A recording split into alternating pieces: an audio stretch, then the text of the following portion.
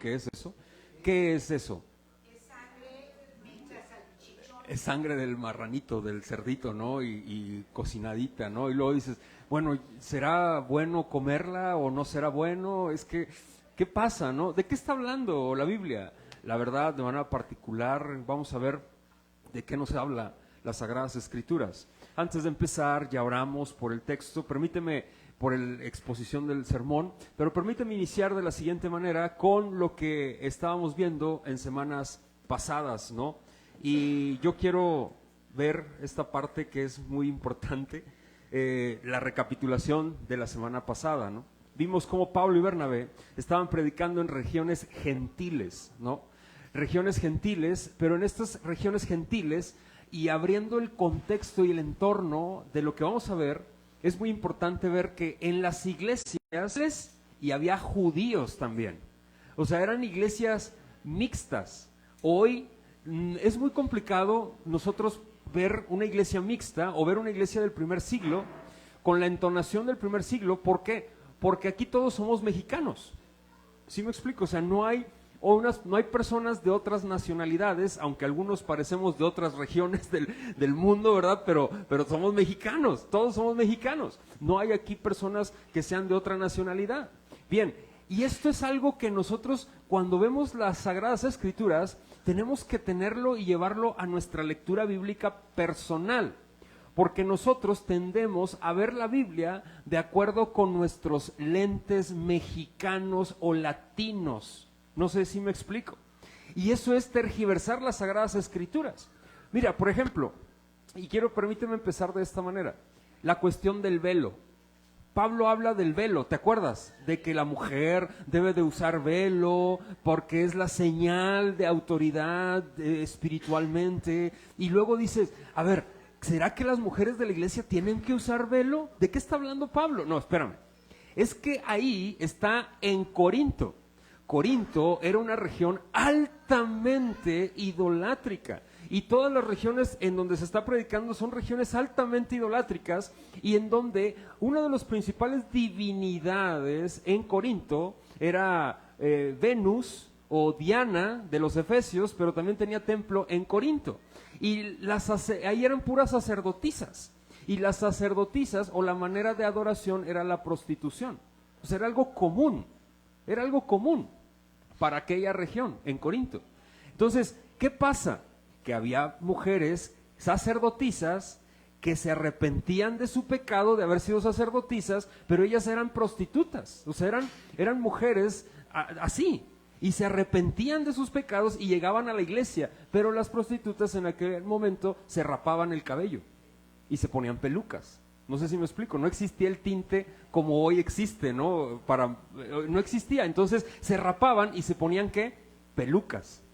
Y entonces, para aborrecer esa cultura de la que ellas venían, se quitaban las pelucas y llegaban así, sin cabellera, ¿a dónde? A la iglesia. Pero en la iglesia en Corinto también había mujeres judías. Entonces, las mujeres judías no se rapaban. Ellas tenían su cabellera larga. ¿Por qué? Porque Dios les ha entregado la cabellera a las mujeres y ellas lo sabían como velo. Me explico, es una señal de autoridad. El cabello en la mujer es una señal de autoridad. Eso es bíblico. Ahora bien, Pablo dice, las mujeres judías en Corinto decían, ¡ih! Ya con esa expresión dije todo, ¿no? Porque ¿cómo es posible que llegue una mujer de esa índole a la iglesia? ¿Sí me explico? Entonces Pablo les dice, mujeres, pónganse velo. ¿Por qué? En señal de autoridad. Se ponen el velo porque no les ha crecido el cabello, entonces ustedes entren con un velo. ¿Para qué? Para que las otras mujeres y sus hermanas judías digan, mi hermana no se está cubriendo el cabello, como señal de autoridad, se está cubriendo su cabeza, ¿no? Esto es algo muy interesante. ¿Por qué? Porque si yo saco ese texto fuera del contexto cultural, no, pues ya de repente todas las mujeres con velo aquí en la iglesia, es que la Biblia dice, no, pero es que estás hablando de ese entorno cultural. No sé si me explico. Y esto es algo muy interesante porque hoy vamos a hablar de eso, mis hermanos. Vamos a hablar de eso. Y Pablo se enfrenta con este tipo de cosas porque Pablo y Bernabé, la semana pasada lo hablábamos y lo veíamos, fueron a una región pagana, obviamente, idolátrica, en donde ellos adoraban a Júpiter y a Mercurio, no sé si lo recuerdas, y decían que Bernabé era Júpiter y Mercurio era ¿quién? Pablo, que era el mensajero, era Hermes, el mensajero de Júpiter. ¿Y qué hicieron? Pues los idolatraron. Y la semana pasada hablábamos de esto y concluíamos con lo siguiente, mis hermanos. Cuidado con tu corazón, porque tu corazón es experto en fabricar ídolos. Nuestros corazones hay que tener cuidado con ellos y tenemos que permanecer observándolos. ¿Por qué? Porque nuestros corazones son expertos y son espléndidos en generar ídolos de cualquier tipo. Les encanta a nuestros corazones idolatrar objetos, personas y demás. No sé si me explico. Y veíamos esto la semana pasada y de esta manera concluíamos. El día de hoy vamos a hablar de esto, pero yo quería empezar con estas culturas y estas tradiciones, mis hermanos. ¿Por qué? Es muy importante. Dentro de las iglesias, hoy en día, existe algo, y así se le denomina teológicamente hablando, áreas grises o también áreas que tienen que ver con la violencia de la conciencia del cristiano o de la persona. Por ejemplo, voy a mencionar lo siguiente. Hay personas que dicen que comer pan de muerto el día de los muertos es pecado. No sé si me explico. ¿Será malo comer pan de muerto? ¿Mande? No es nada de malo, pero para algunos hermanos es malo. No sé si me explico.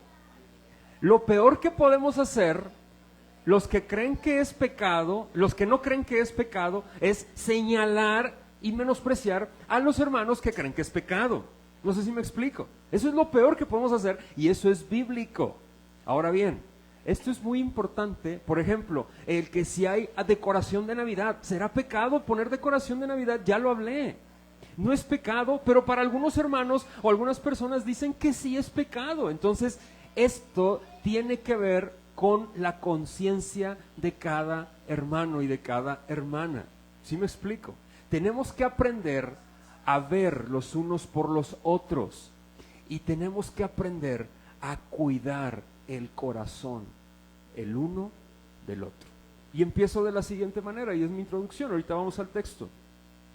¿Tú has conocido o tú has formado parte de una familia o no? La familia es la primera institución creada por Dios. Es una institución. Ojo, la familia es una institución. ¿Por qué es una institución? Porque existe un liderazgo. ¿Sí o no?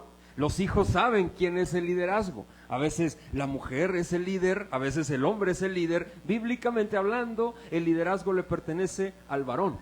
En el mundo, ahí dicen, bueno, pues es una melcocha. ¿Me explico lo que es una melcocha, no?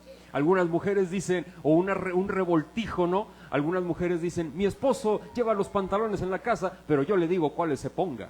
Y es más, hasta se los plancho, ¿no? Entonces, eso es algo que no es bíblico, ¿no? Y cómo se ha sumergido esa doctrina falsa de la igualdad en cuestión de géneros dentro de las iglesias, el igualitarismo, así se le llama, y eso no es bíblico, mis hermanos. Ahora bien, en las familias es una institución, regreso a la familia, porque hay hijos quienes completan una familia, un matrimonio. Para empezar, es una relación matrimonial, ¿sí o no?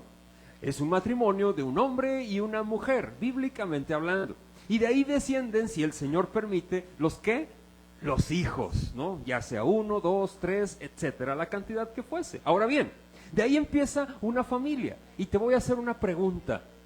¿Verdad que, sin el afán de señalar absolutamente a nadie, ni mucho menos puntualizar cuestionamientos o problemas en los hermanos o en el corazón de cada uno, sí o no, la familia hay ocasiones en que te ha hecho mucho daño, o no? Una más a mí. Yo soy el más asado de todos, ¿no? Nomás mi familia fue la mala, ¿no? La fracturada, la que tenía problemas, ¿no? Yo creo que todos hemos tenido una familia fracturada, ¿sí o no? Mira, si tú no naciste, como le llaman por ahí, en cuna cristiana, es muy probable, yo no entiendo eso de esas frases de cuna cristiana, no sé si era una cuna en forma de pescadito y con sabanitas con puros pescaditos o con X o Y, no sé qué significa eso de cuna cristiana, pero entiendo el término porque significa que tú naciste y creciste en un hogar cristiano, en un seno cristiano. Si tus padres eran creyentes, era un hogar muy diferente, ¿sí o no? Yo crecí en un seno católico romano y la verdad era complicadísimo, ¿no? O sea, era difícil.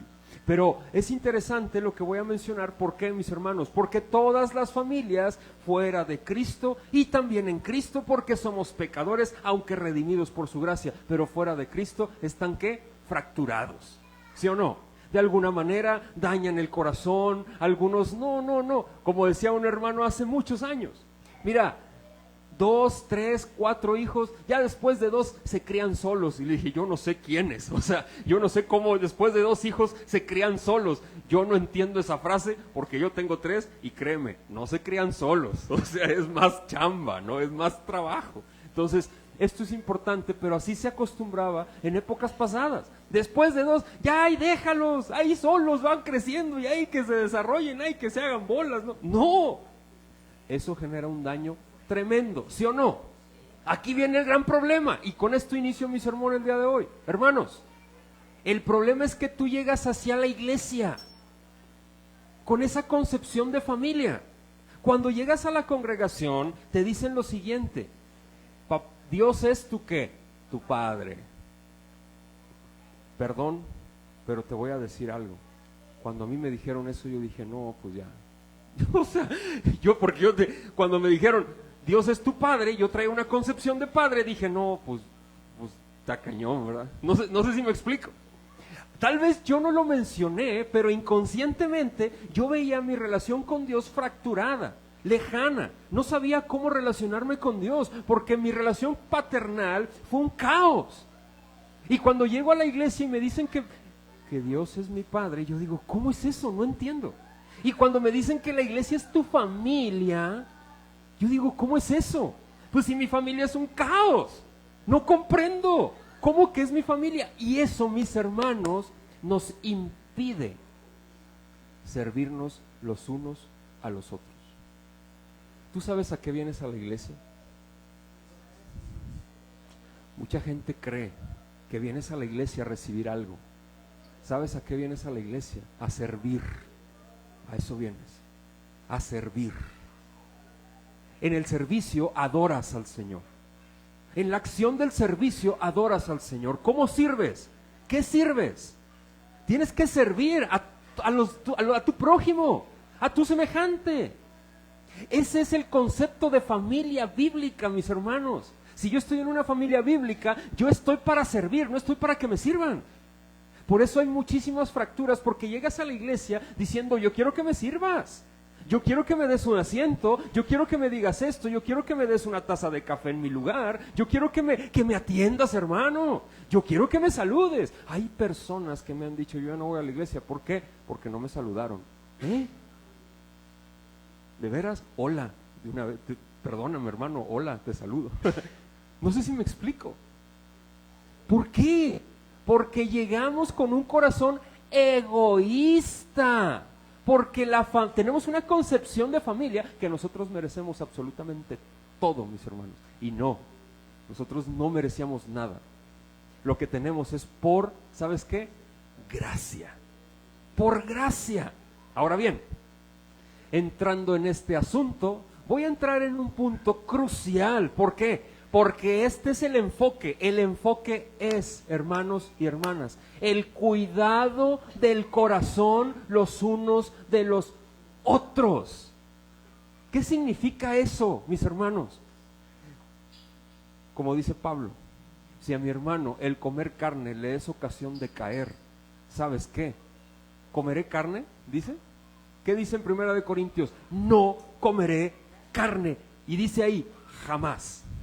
Me encanta, jamás. Ay, hermano, pero tomar una cervecita no tiene nada de malo. Oye, no seas egoísta y sirve a tu hermano. Sirve a tu hermano.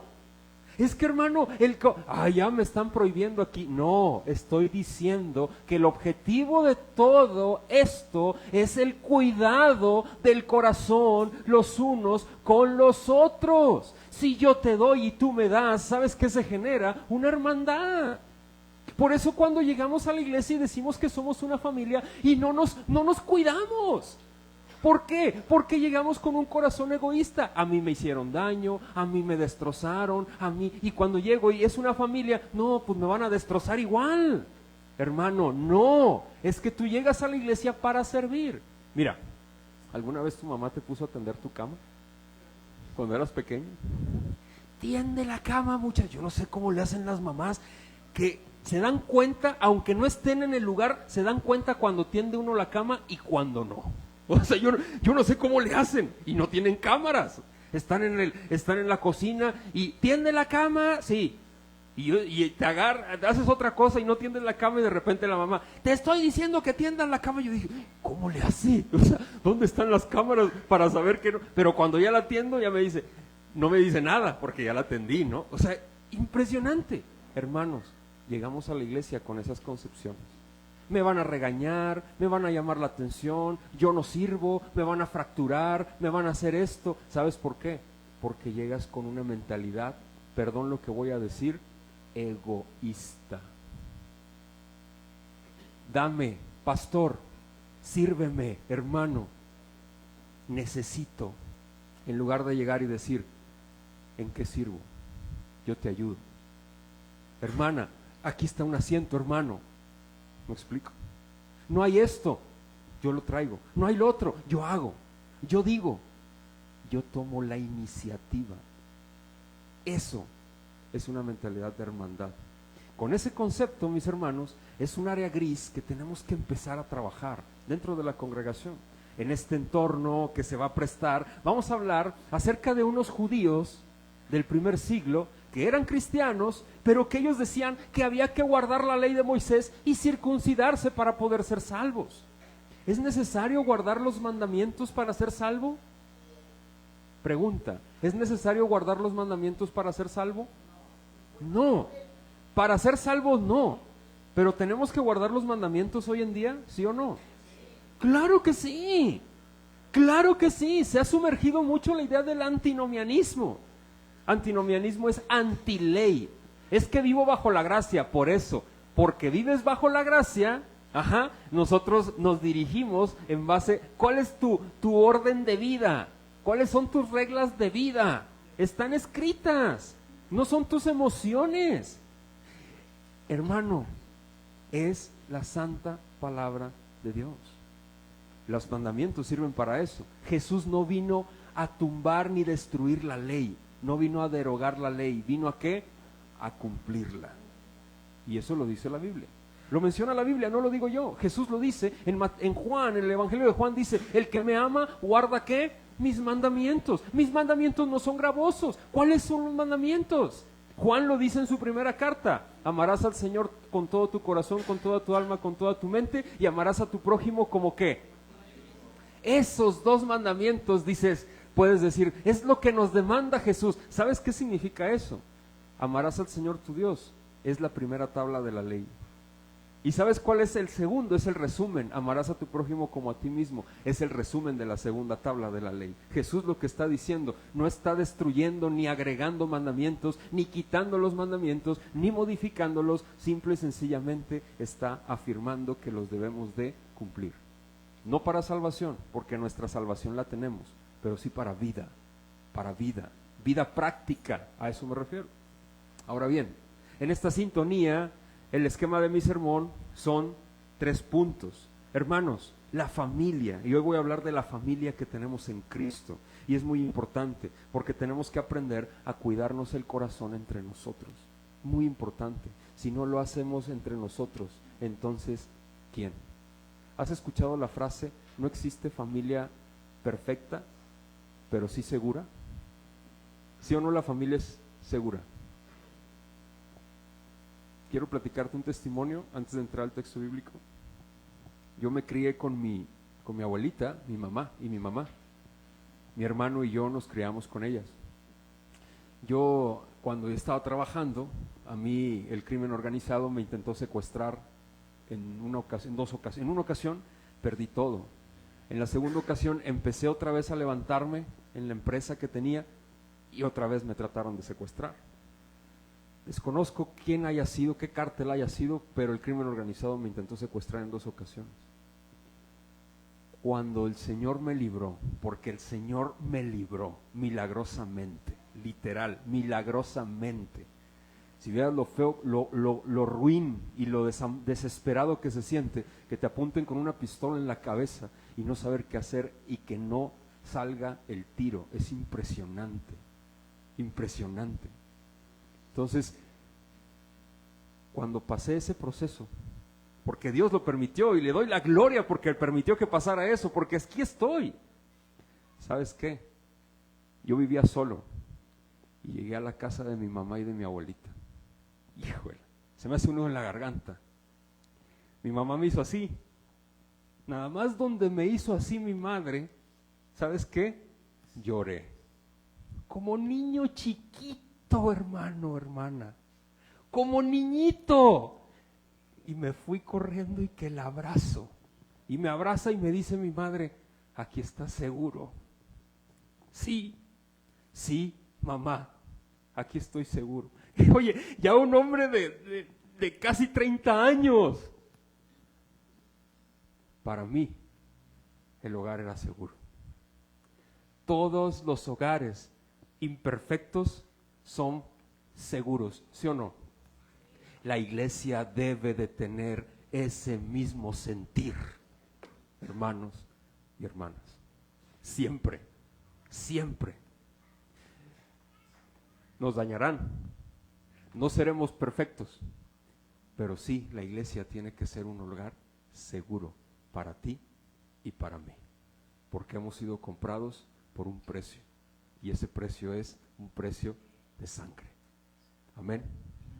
Vamos a ver, vamos a continuar. Versículo 1, por favor, Hechos 15. Entonces, algunos que venían de Judea enseñaban a los hermanos, si no os circuncidáis conforme al rito de Moisés, que dice, no podéis ser salvos. Como Pablo y Bernabé tuviesen una discusión y contienda no pequeña con ellos, se dispuso que subiesen Pablo y Bernabé a Jerusalén, y algunos otros de ellos a los apóstoles y a los ancianos para tratar esta cuestión. Ellos, pues, habiendo sido encaminados por la iglesia, pasaron por Fenicia y Samaria, dice, contando la conversión de los gentiles, y causaban gran gozo a todos los hermanos. Y llegados a Jerusalén, fueron recibidos por la iglesia y los apóstoles y los ancianos, y refirieron todas las cosas que Dios había hecho con ellos. Versículo 5. Pero algunos de la secta de los fariseos que habían, ¿qué dice? Creído, se levantaron diciendo, es necesario circuncidarlos y mandarles que guarden la ley de Moisés. Y se reunieron los apóstoles, fíjate, los fariseos que se habían convertido le agregaron un poco más. O sea, los judíos dijeron que se circunciden, pero los fariseos dijeron, pero también la ley. O sea, sí la circuncisión, pero también que guarden la ley para ser salvos. ¿Sí me explico? Y cada uno le iba agregando más cosas, ¿no? Vamos a ver. Dice lo siguiente. Y se reunieron los apóstoles y los ancianos para conocer de este asunto. Y después de mucha discusión, Pedro se levantó y les dijo, varones hermanos, vosotros sabéis cómo ya hace algún tiempo que Dios escogió que los gentiles oyesen por mi boca la palabra del evangelio y creyesen. Y Dios, que conoce los corazones, les dio testimonio dándoles el Espíritu Santo lo mismo que a nosotros. Y ninguna diferencia hizo entre nosotros y ellos, purificando por la fe sus corazones. Verso 10. Ahora, pues, ¿por qué tentáis a Dios poniendo sobre la cerviz de los discípulos un yugo que ni nuestros padres ni nosotros hemos podido llevar? Antes creemos que por la gracia del Señor Jesús seremos ¿qué? Salvos. Por la gracia de nuestro Señor Jesucristo somos salvos. Dice lo siguiente, de igual modo que ellos. Entonces toda la multitud cayó y oyeron a Bernabé y a Pablo que contaban cuán grandes señales y maravillas había hecho Dios por medio de ellos entre los gentiles.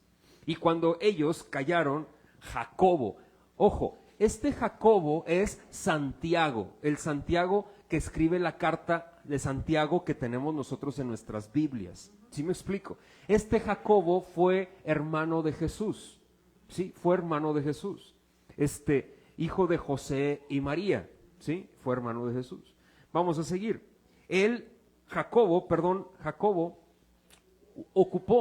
ocupó un lugar de preeminencia dentro de la iglesia en Jerusalén. La tradición así lo menciona, ¿no? Y él le apodaban el rodillas de camello, porque dicen que se pasaba todo el día de rodillas orando por la iglesia. Todo el día. Qué impresión, ¿verdad? Eso. Todo el día. Entonces, vamos a continuar. Respondió diciendo: varones hermanos, oídme. Simón ha contado cómo Dios visitó por primera vez a los gentiles para tomar de ellos pueblo para su nombre. Y con esto concuerdan las palabras de los profetas, como está escrito: después de esto volveré y reedificaré el tabernáculo de David que está caído, y repararé sus ruinas y lo volveré a levantar, para que el resto de los hombres busque al Señor, y todos los gentiles sobre los cuales es invocado mi nombre, dice el Señor, que hace conocer todo esto desde tiempos antiguos. Esto viene en Amós, capítulo 9. Dice en el verso 19: por lo cual yo juzgo que no se inquiete a los gentiles que se convierten a Dios, sino que se les escriba que se aparten de las contaminaciones de los ídolos, de fornicación, de ahogado y de ¿qué? De sangre. Esto vamos a estudiarlo bien, hermanos. ¿Te acuerdas de la parte de la familia que mencioné y del cuidado del corazón los unos a los otros? Este es el sentido que se le está dando a esta frase o a estos lineamientos. Vamos a seguir, por favor. Porque Moisés, desde tiempos antiguos, tiene en cada ciudad quien lo predique en las sinagogas, donde es leído cada día de reposo. Verso 22. Entonces pareció bien ¿a quiénes? ¿Y a quiénes más? Y a los ancianos. Fíjate, este es el presbiterio. ¿Qué significa esto? Era un grupo, el grupo de los apóstoles y el grupo de los ancianos de la iglesia en Jerusalén. Ellos acordaron bien la propuesta de Jacobo, o sea, de Santiago, y después se lo mencionaron a la iglesia. ¿Qué hacemos nosotros aquí en la iglesia? Nosotros tenemos reunión de servidores. Nosotros todavía no tenemos otro pastor u otros 2 pastores, pero después está la reunión entre pastores y luego la reunión con los miembros de la iglesia. ¿Qué hacemos nosotros aquí? Tenemos reunión de servidores y después ¿qué? Reunión de miembros. No sé si me explico. Y aquí se está llevando a cabo una reunión de miembros, hermanos. No es una reunión dominical. La reunión de miembros está en la Biblia. Y las reuniones de miembros eran para organizar la iglesia. A veces me dicen, es que ¿dónde está la reunión de miembros en la Biblia? Hermanos, Hechos de los Apóstoles está llena de reuniones de miembros para organizar la iglesia. ¿Te acuerdas cuando oraron por Bernabé y por Pablo y les impusieron las manos? Hermanos, los despidió la iglesia, dicen. Esa fue una reunión de miembros. No sé si me explico. ¿Para qué? Para imponer las manos y mandarlos. No fue una reunión dominical. Sí queda claro esto, mis hermanos. Las reuniones de miembros aquí se está llevando a cabo. Checa lo que dice, para una resolución importante. Porque, checa lo que en el versículo 22 dice: con toda la iglesia, elegir de entre ellos varones y enviarlos a Antioquía con Pablo y Bernabé, a Judas, que tenía por sobrenombre Barsabás, y a Silas, varones principales entre los hermanos. Versículo 23, y escribir por conducto de ellos. Es la carta, iban a mandar una carta. Los apóstoles y los ancianos y los hermanos, a los hermanos de entre los gentiles que están en Antioquía, en Siria y en Cilicia, salud. Por cuanto hemos oído que algunos que han salido de nosotros, a los cuales no dimos orden, os han inquietado con palabras, perturbado vuestras almas, dice, mandados circuncidados y guardar la ley. Nos ha parecido bien, habiendo llegado a un acuerdo, elegir varones y enviarlos a vosotros con nuestros amados Bernabé y Pablo, hombres que han expuesto su vida por el nombre de nuestro Señor Jesucristo. Así que enviamos a Judas y a Silas, los cuales también de palabra os harán saber lo mismo, porque ha parecido bien al Espíritu Santo y a nosotros, que dice, no imponeros ninguna carga más que estas cosas necesarias. ¿Cuáles son? Que os abstengáis de lo sacrificado a los ídolos, de sangre, de ahogado y de fornicación, de las cuales cosas dice, si os guardareis, ¿qué dice? ¿Dice que obedeceréis a Dios? ¿Qué dice? Bien haréis. Checa lo que dice, pasadla bien. Versículo 30, me voy directo al 35, así pues, los que fueron enviados descendieron a Antioquía y reuniendo a la congregación, entregaron la carta. Habiendo leído la cual, se regocijaron por la consolación. Y Judas y Silas, como ellos también eran profetas, consolaron y confirmaron a los hermanos con abundancia de palabras. Y pasando algún tiempo allí, fueron despedidos en paz por los hermanos para volver a aquellos que los habían enviado.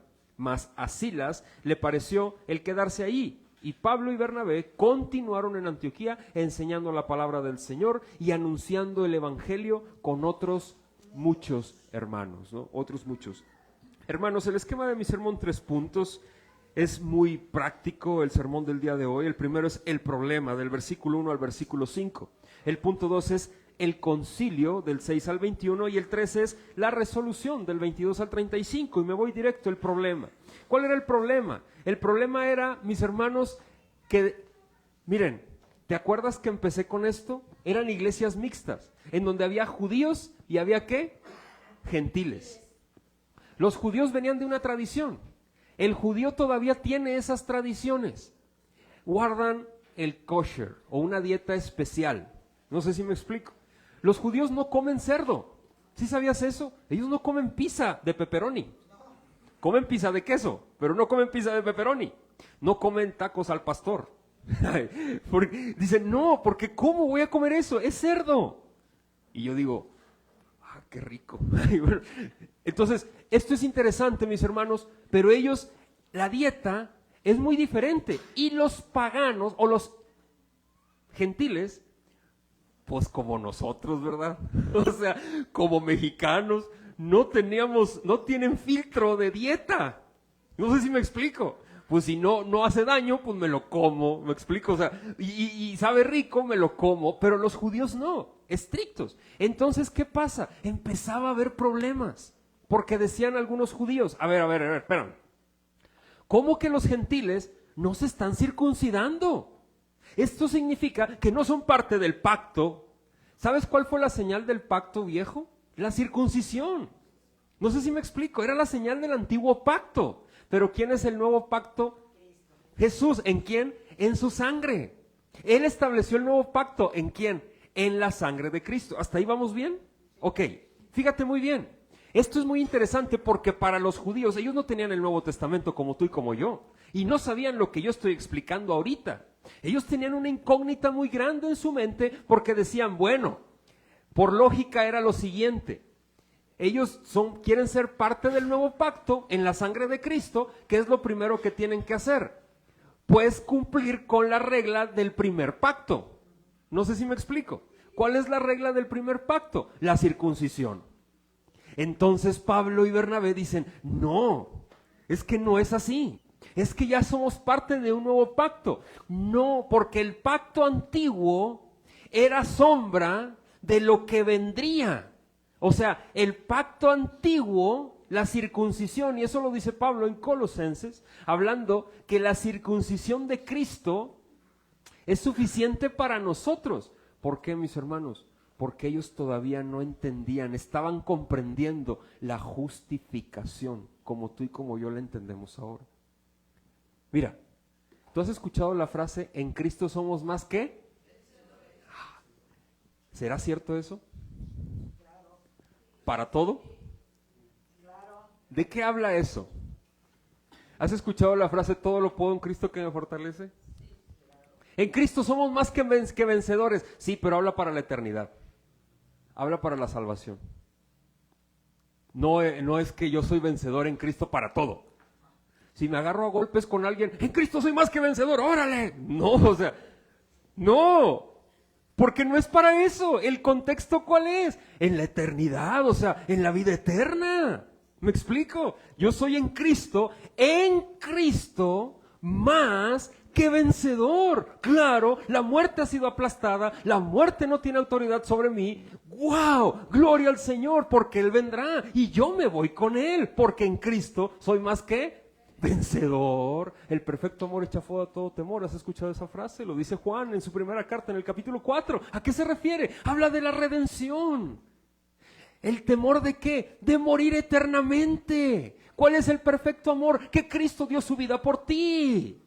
Y ese perfecto amor echa fuera todo temor. ¿Cuál temor? De que en mí no hay condenación, en mí no hay muerte, yo no me iré al infierno. ¿Por qué? Porque estoy ¿en quién? En Cristo. Esto lo estaban empezando a comprender ellos. Ellos no sabían que la circuncisión de Cristo también era parte de su justicia. No sé si me explico. Y entonces Pablo dice, no, es que no puede ser así. Y Bernabé también. Entonces dicen, ¿tenemos dudas? ¿A dónde vamos? Con los apóstoles. No sé si me explico. Y vamos con los apóstoles. Ese era el problema. Pero cuando llegan, los reciben unos hermanos que habían sido fariseos.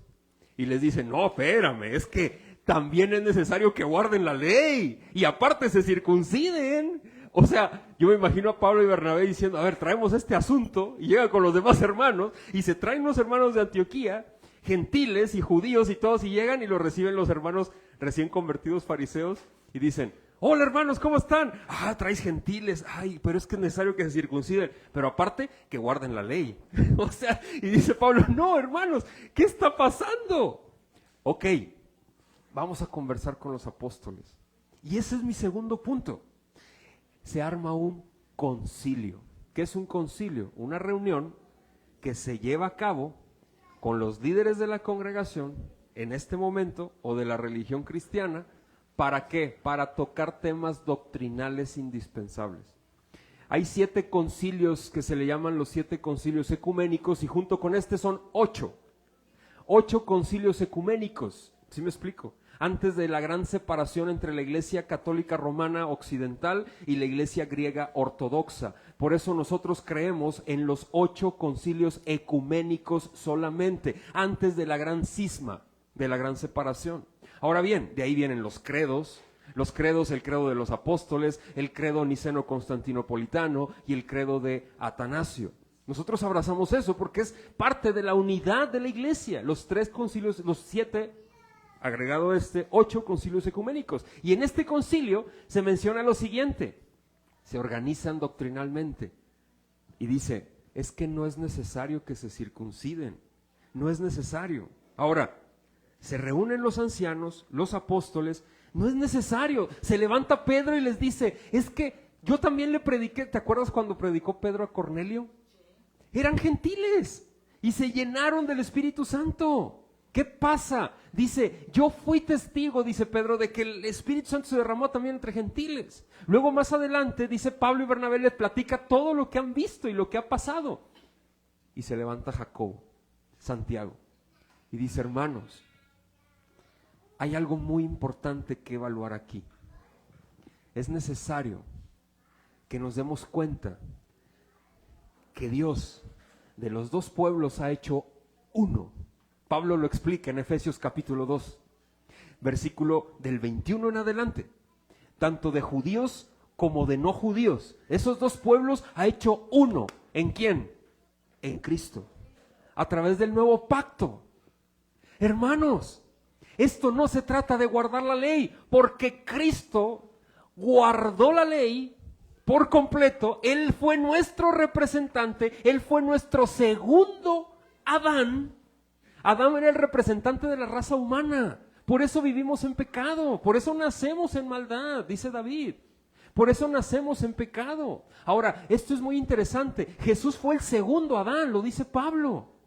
Y Jesús fue nuestro representante delante de los ojos de Dios. ¿Para qué?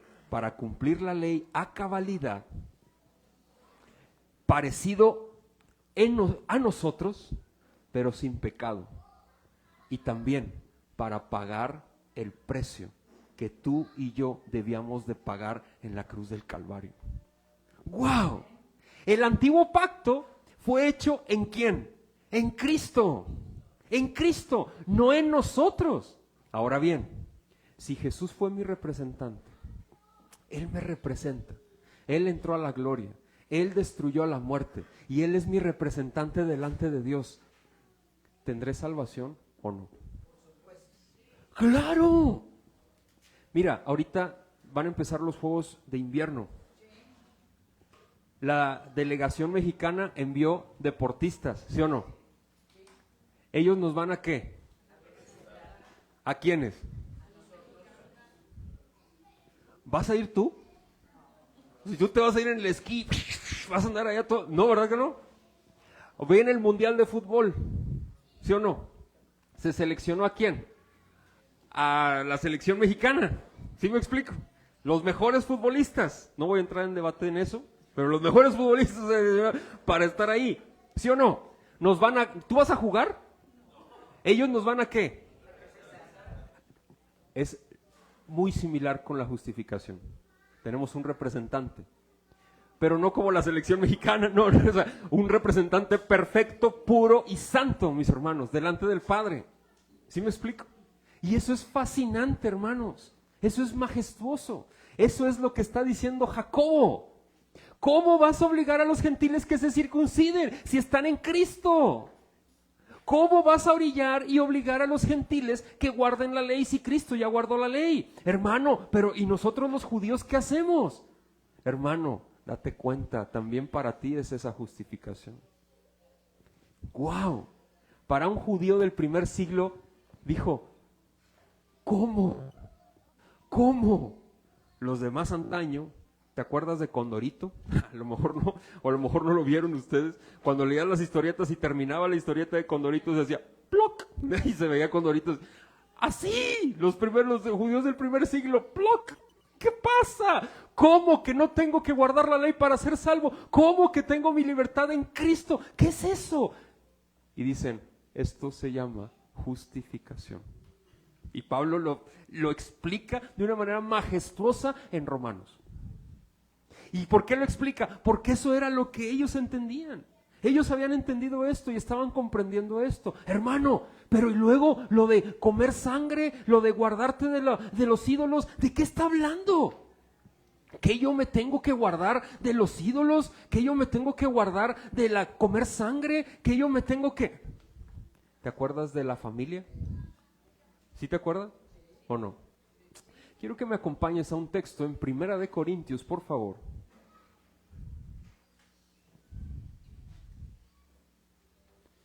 Primera de Corintios, si me haces el favor, capítulo 12, está más adelante Primera de Corintios capítulo 12,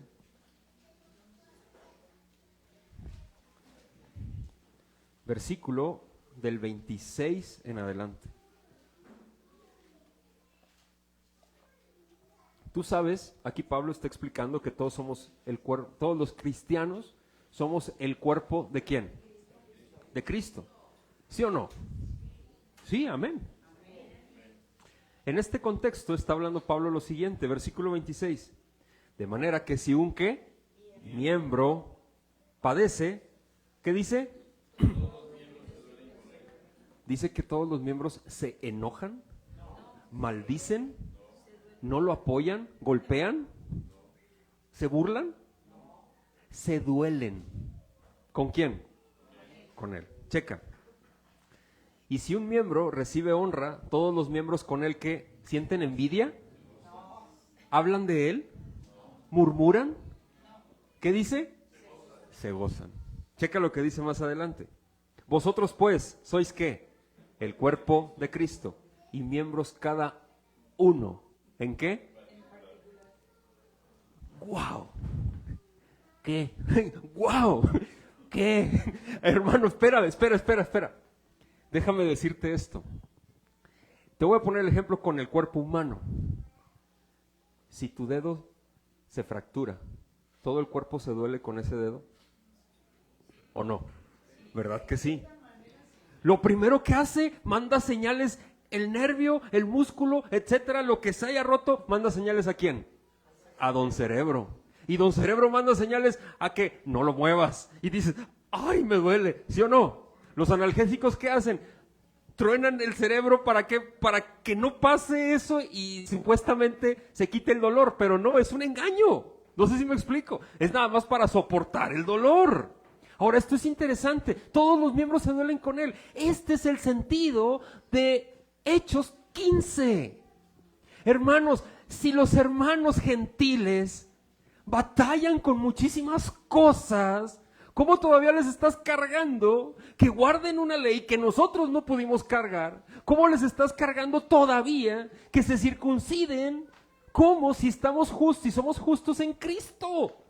¿Cómo es posible eso? No sé si me explico. El razonamiento de Pablo y de los apóstoles es el cuidado del corazón, porque somos miembros los unos de los otros, tanto judíos como gentiles, tanto americanos como canadienses, mexicanos, italianos, etcétera. Somos miembros los unos de los otros, porque el cuerpo es uno, y ese cuerpo es el cuerpo de Cristo, y la cabeza es una sola. Así es. Es como si yo tuviera aquí a un hermano y aquí a otro hermano. Si mi hermano se duele, como es parte de mí, ¿qué va a pasar? Me voy a doler con él. Pero oh, cuánto nos falta eso, mis hermanos. Ay, el hermano ya hizo esto, ¿y qué hacemos? ¿Qué hacemos? ¿Dolernos con él? Hermano, ¿analizas tus conversaciones? Ay, hermano, pero es que tú señalas el pecado. Eso, mis hermanos, es amor. ¿Tú sabías eso? Tú sabes que la disciplina eclesiástica dentro de la iglesia es la manifestación más grande de amor que pueda haber. ¿Sabes por qué? Porque tú estás viendo que parte de tu cuerpo, o del cuerpo de Cristo, se está corriendo, desviándose, saliéndose del redil. ¿Sabes qué voy a hacer yo? ¿Qué crees que voy a hacer como pastor? Voy a salir corriendo, voy a dejar las 99 y voy a salir corriendo. ¿Y qué voy a hacer? Me voy a abalanzar entre la reja, aunque me espine. Y voy a agarrar a la oveja y la voy a aventar en medio del rebaño. Y la otra oveja, ¿por qué me haces eso, pastor? ¿No entiendes? ¿Sí me explico? Te estás yendo a la perdición. No me estoy doliendo contigo. Hermanos, solapar el pecado no es amor. ¿Te acuerdas de la familia? ¿Qué padre de nosotros, palabras de Jesús, le dará a su hijo una serpiente teniendo hambre? ¿Qué padre de aquí? Un desconsiderado y un degenerado, eso sería la palabra. Si ustedes, siendo malos, saben dar buenas dádivas a sus hijos, cuanto más vuestro Padre Celestial. Esto es importante para ti, para mí, hermanos, pero aquí en la iglesia tú y yo tenemos que aprender a ser familia. De veras. ¿Y sabes por qué? Porque nos vamos a ver en la eternidad, imagínate. Viendo al hermano que te cae mal por la eternidad. Ay, Dios, ¿cómo? O sea, ¿cómo? No sé si me explico. Número 1. Número 2, el sentido de Hechos capítulo 15 no son mandamientos, es el ver por el hermano. ¿Sabes qué están haciendo ellos? Los gentiles tienen problemas con comer sangre. Tienen broncas. ¿Sabes qué? Y para los judíos está siendo un tormento eso. O sea, en su conciencia está haciendo ver cómo están comiendo y cómo comen sangre. Para los judíos es un tormento porque ellos no comen eso. No sé si me explico. Y los están haciendo a los judíos caer en su conciencia. Están violentando los gentiles con sus comportamientos. ¿La conciencia de quién? Del judío. Entonces, ¿está viendo el gentil por el hermano?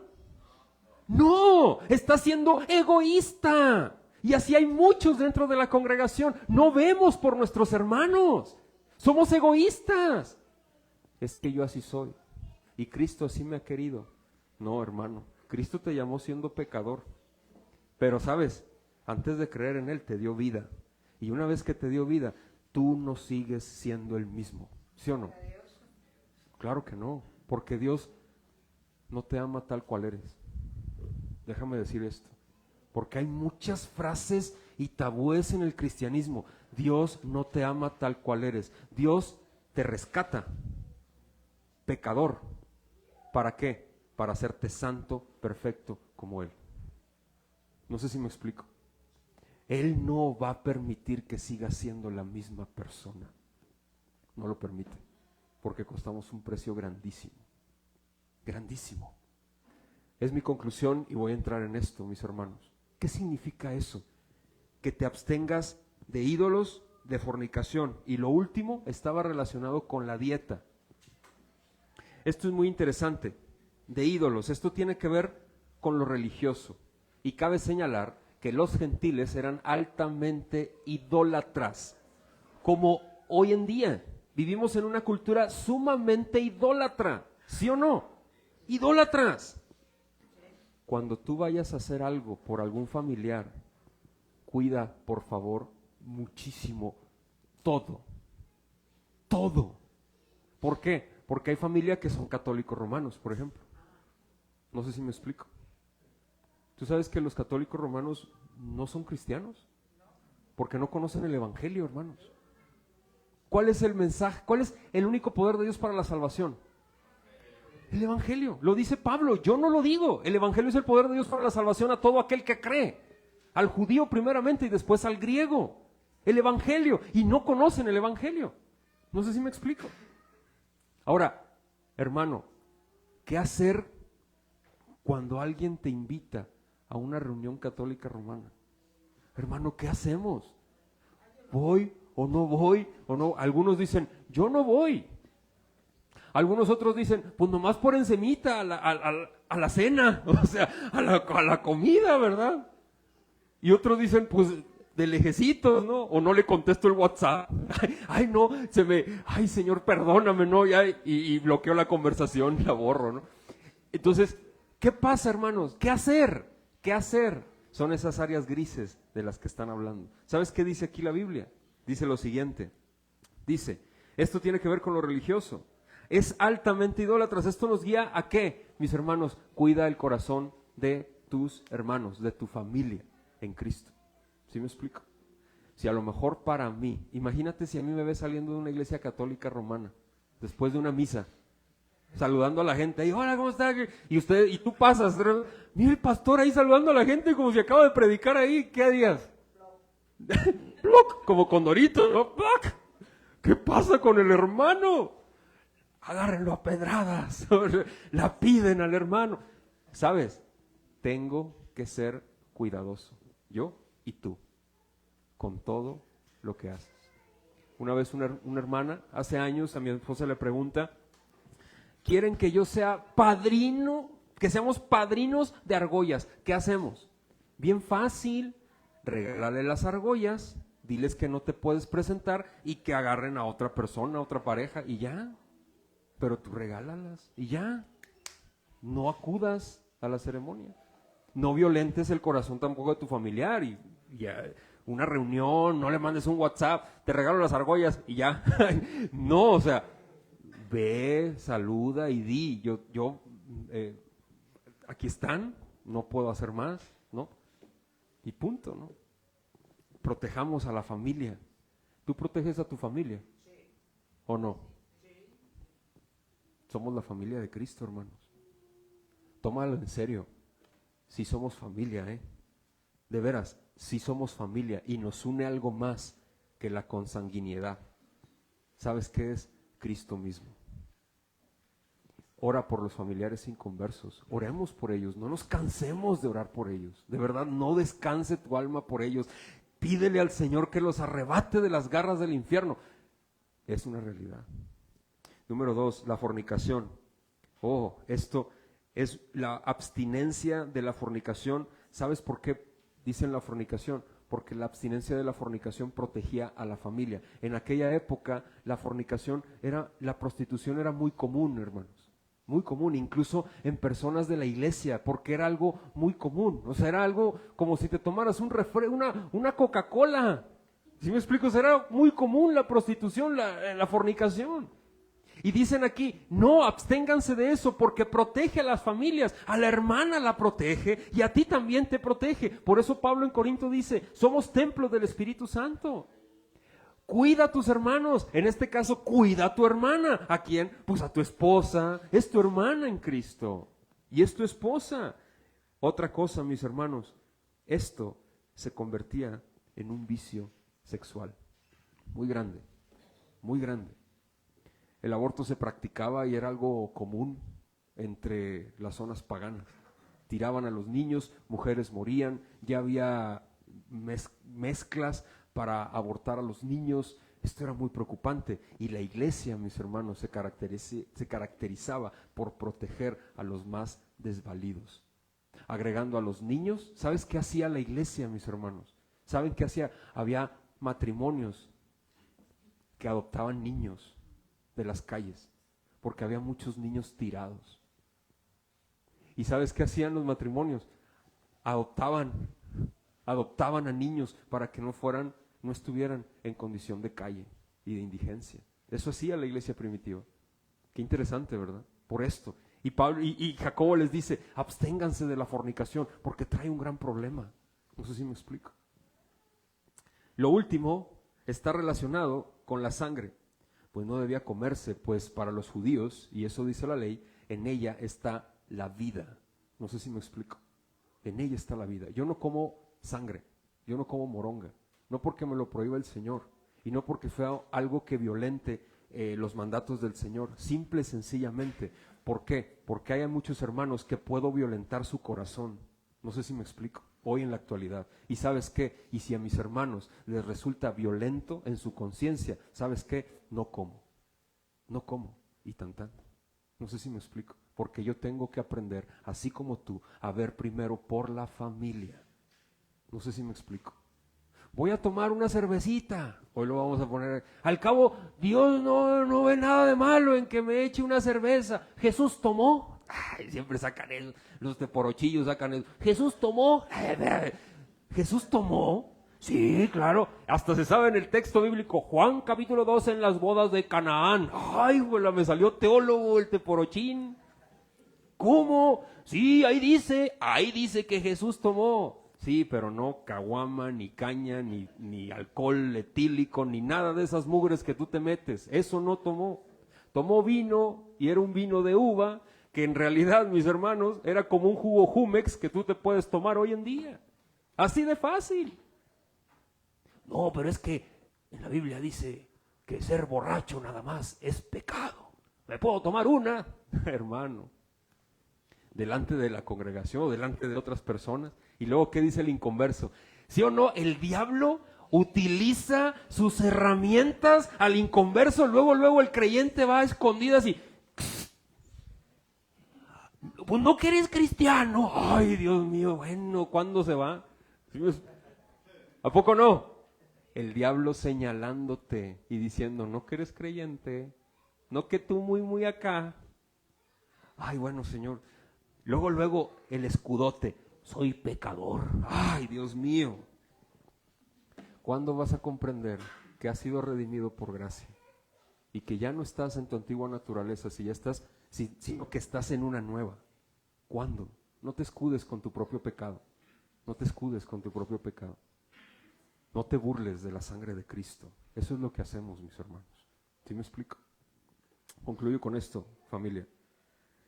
Esto es muy interesante y quiero mencionar un texto que viene en el versículo 21 en Hechos, cuando habla porque Moisés tiene todavía quienes que hablen de él en las sinagogas, ¿no? Y algunos dicen, ya ves, hay que guardar esto porque estos lineamientos se toman como mandamientos. No, lo que está diciendo es que gentiles, tengan cuidado por favor de sus comportamientos, porque Moisés se sigue predicando en las sinagogas y va a haber gente que los va a señalar por ser creyentes y porque se están mezclando con nosotros los judíos. No sé si me explico. Por favor, protejan el cuerpo de Cristo. Aprendan a amarse los unos a los otros, mis hermanos. Y esto, hermano y hermana, quiero concluirlo de la siguiente manera. El Nuevo Testamento indica que algunos gentiles abusaban de su libertad. ¿Has escuchado el verso? Pablo lo dice, todo me es permitido, ¿más qué? Me encanta porque ustedes saben bastantes versos bíblicos. Yo le decía a mi esposa, me encanta porque si no me lo sé, nomás les digo a ustedes y le hago así, ustedes me lo soplan, ¿no? Todo me es permitido, ¿más qué? Más no todo me conviene. Y eso lo dice Pablo, ¿sí o no? ¿Qué significa eso? Yo todo lo puedo hacer porque estoy en Cristo, pero no todo me conviene. ¿Sabes por qué no? Porque no va a ser de edificación, número 1, ni para mi alma, y número 2, para el cuerpo de Cristo. Yo tengo que ver por mi hermano. ¿Sabes por qué es tan importante ver el uno por el otro? Hermano, tú me estás diciendo que tengo que vivir para los demás. ¿Sabes por qué es muy importante? Porque Jesús lo dijo. ¿Sabes qué dijo Jesús? Dice, por cuanto se lo hiciste a uno de estos pequeñitos, dice, me lo hiciste. ¿A quién? ¡Wow! ¡Qué misterio tan hermoso y revelado de la justificación en la unión en Cristo! Estamos tan unidos a Él de manera mística que, ¿sabes? Lo que yo le haga a mi hermano, se lo estoy haciendo a mi Señor. Me encantó una frase de un hermano que me dijo, hermano, no, vete, no sea que el Señor me vaya a castigar. ¿Por qué? Porque estaba viendo por ti, por mí, no sé si me explico. Y me encantó esa frase. ¡Wow! Mi hermano tiene ese sentido es de cuenta que te lo estoy haciendo a ti mismo. ¿Me explico? O sea, para mí. Porque estás en Cristo y yo estoy en Cristo. Aprendamos a servir a los demás, no viendo a las personas, sino viendo a Cristo en ellas. Amén. Tenemos que aprender a ver a Cristo en las demás hermanas de la iglesia, mis hermanos. Y esto es fundamental para ti y para mí. Continúo con mi conclusión, mis hermanos. Familia, tenemos que ver los unos por los otros. Cuidar el corazón no significa pasar por alto los pecados deliberados o prácticas de pecado. ¿Sí me explico? El señalar la condición pecaminosa del hermano, si está perseverando, también es amor. También es amor. Con sensibilidad, no con bibliazos. No sé si me explico. Porque luego hay unas hermanas que quieren convertir al marido y fuego, y a puro bibliazo y fuego. Hermano, no tiene una de esas gruesas de pasta dura, pero para que meterle en el lomo y fuego. No, hermana, así no es. Ore por el hermano, ore por su esposo más bien. Ojalá y sea hermano. El Señor lo tenga en sus designios, ¿no? Pero a bibliazos no. Tampoco en la iglesia es así. Cómo nos falta eso, hermanos. Amor los unos por los otros, no libertinaje. Cuidemos de forma intencional el corazón de los demás, siempre. La familia no es para destruirnos, es para crecer, vivir y amar. Somos un pueblo, un cuerpo, una familia y miembros los unos de los otros. Si uno se duele, yo me duelo con ellos. Si él me falla, yo entiendo a mi hermano. ¿Sí me explico? Porque ¿cómo nos falla eso también? La transición del antiguo pacto en Cristo al nuevo pacto, mis hermanos, ahora que nosotros estamos unidos a Él, híjole, familia, esto tiene una relevancia importantísima para ti y para mí. Porque antes estaba el antiguo pacto, ahora ya no existe ese pacto. Ese pacto fue cumplido en Cristo. Fue cumplido en Cristo. Y en Cristo somos uno. Somos uno en Él. Miembros los unos de los otros. Por Él, para Él y en Él. Y a Él solo sea la gloria. Dios es tanto Dios de judíos como de gentiles. Porque Él ha hecho un solo pueblo en Él. Termino con esta ilustración.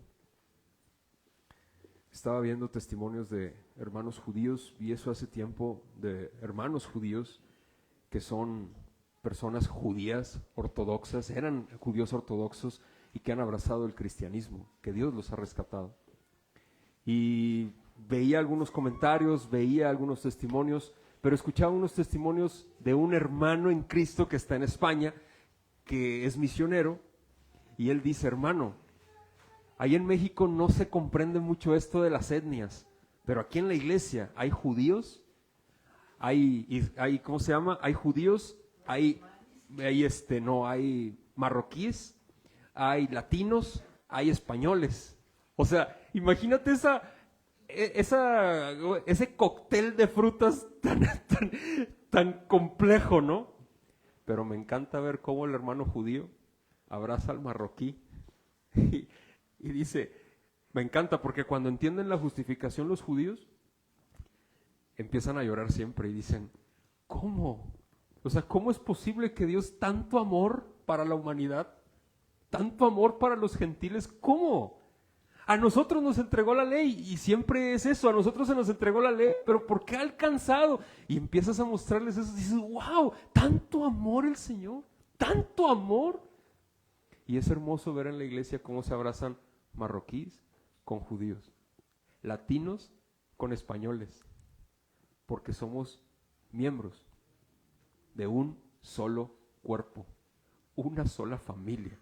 Y cuando les digo, vamos a orar por nuestro hermano Alejandro y su esposa Gaby, por La Roca, que son mexicanos, se emocionan, dicen, venga, porque es una etnia más. No sé si me explico, se dicen, wow, mexicanos ahora, ¿no? Y gloria a Dios por eso, porque Dios ha hecho en Cristo un solo pueblo, en Él, el nuevo pacto, en su sangre, para contemplar las virtudes de aquel y darle gloria a quien gloria y honor se merece. Hermanos, hermanas, cuidémonos los unos a los otros. De verdad, aprende a cuidar el corazón de tu hermano y de tu hermana. No seas ocasión de pecar ni de caer. Si tu hermano le resulta incómodo que comas moronga, deja de comerla, no te va a pasar nada. Si a tu hermano le resulta incómodo que hagas alguna actividad, ¿sabes qué? Te amo tanto porque veo a Cristo en ti que lo voy a hacer. Ven a la iglesia con la mentalidad, ¿en qué te puedo ayudar? Y no vengas a la iglesia en la mentalidad, ¿qué me dará hoy Dios o el pastor?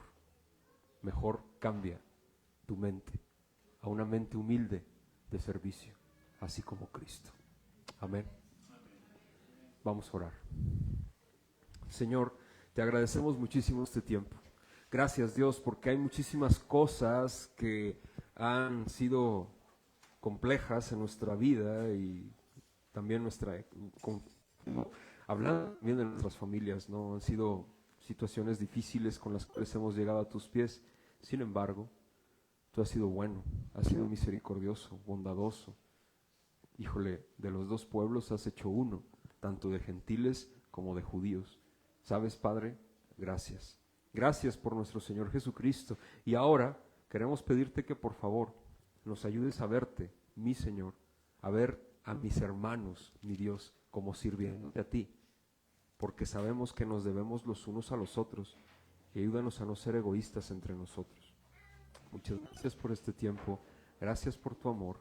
En el nombre de Jesús, nosotros te pedimos de tu intervención en nuestras relaciones interpersonales. Ayúdanos a ser intencionales con nuestras relaciones entre hermanos. Y si hay algo que tengamos en contra de alguno de nuestros hermanos, Señor, muéstralo a nuestro corazón. Habla con nosotros, quebrántanos si es necesario y ayúdanos a hablar con nuestro hermano o nuestra hermana para limar las perezas, para tu gloria. En el nombre de Jesús oramos por la unidad. Amén y amén. Bien, hermanos, vamos a pasar a la ordenanza del Señor y quiero que dediquemos un momento a la oración.